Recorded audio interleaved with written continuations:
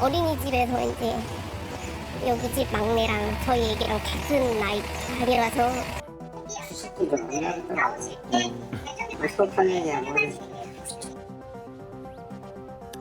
아내와 5살, 4살, 2살 아이를 살해하고 극단적 선택을 한 것으로 추정되는 가장은 주식 투자 실패로 어려움을 겪은 것으로 알려졌습니다. 남겨진 차엔 그림이 남아 있었습니다. 엄마 사랑해. 이 고사리 같은 손으로 한 글자 한 글자 그림이 힘주어 글씨를 썼을 그 마음을 생각하니 가슴이 아립니다. 2013년부터 2020년까지 자녀 살해 후 자살한 사람은 160명. 그런데 이 비정한 부모들이 과연 몇 명의 자녀에게 용서받지 못한 짓을 한 건지 추정이 불가능합니다. 우리 법은 살인과 존속 살해죄만을 구분해 비속살인 통계를 갖고 있지 않을 뿐더러 언론에 보도되지 않은 사례들도 많아 학대로 사망하는 숫자에 버금가게 많다는 주장이 나옵니다. 부모의 생활고, 처지 비관, 불화 등으로 아이들은 목숨을 잃어야 했습니다. 그래서 경제 위기 난로 격화되는 이때 무엇보다 위중한 신호가 아닐 수 없습니다.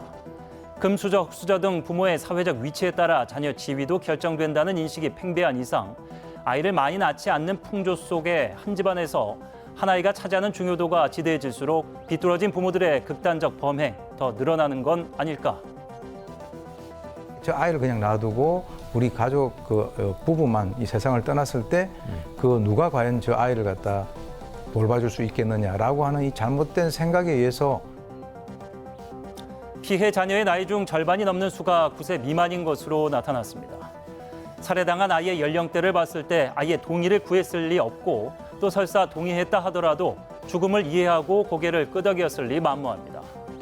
그런데 이 비극보다 더 무서운 건 사람들의 인식은 아닐까요?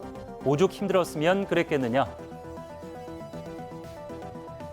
저는 ATM 기계가처럼 일만 시키고 조금씩 우라가 쳐서 그런 것 같습니다. 아이 왜 죽였습니까? 순진 아이한테 할 말 없습니까? 아이에게 미안하지 않으십니까?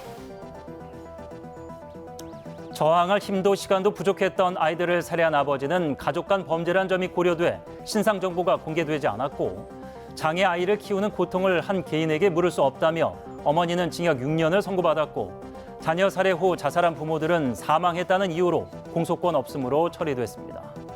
밑도 끝도 없는 온정주의는 법에서도 존재해 아이들의 비극을 한낱 사건에 그치게 하고 있습니다. 매우 모범적인 학생이고요. 성적도 상위권에 학급 일을 해도 매우 즐겁게 할 정도로 밝은 면이 많았던 아이들이 아주 착해요. 차분하고 착하고 인사도 잘하고. 이런 아이들이 세상에서 가장 믿고 사랑했던 부모에게 살해당했습니다. 그 어떤 학대보다 참혹하지만 위중하게 다뤄지지 않고 있는 비속 살해. 그 수가 얼마나 되고 어떻게 진화돼 왔는지, 그래서 어떻게 하면 되는지, 부모 잘못 만난 죄, 떠난 아이들을 대신해 우리 사회가 묻고 통렬히 또 시급히 답할 차례입니다. 앵커 포커스였습니다.